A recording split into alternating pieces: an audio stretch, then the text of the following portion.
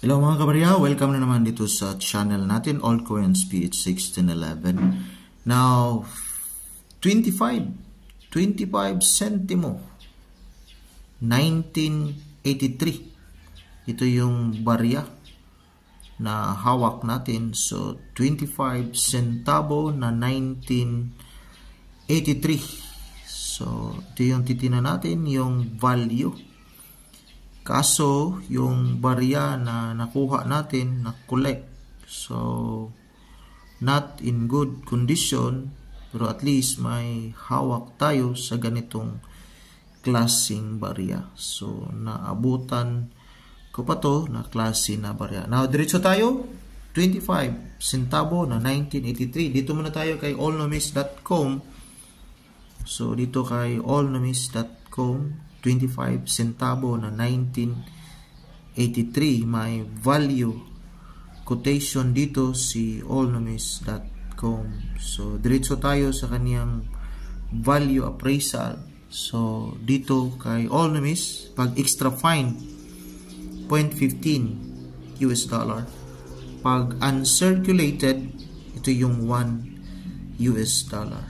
So, depende pa rin sa quality, klase sa hawak nating barya.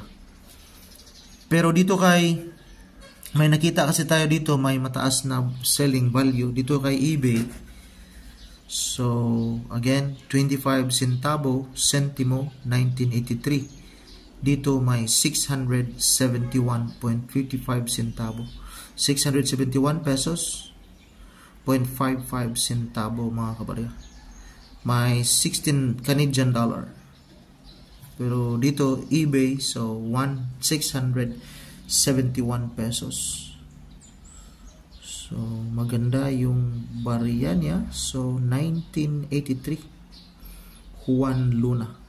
Meron pang freebies dito. So 1983. Pero dito kay in.nomista.com, so dito tayo 1983. May dalawang klase. Yung isa proof coin 1%, walang value quotation. Itong isa common 37%. 4 pesos yung good, 23 naman yung almost uncirculated. Maraming na-produce, 92,944,000. So from the year, merong year dito na na-produce 1983 to 1990 mga kabarya. Yan lang po. Maraming salamat and God bless.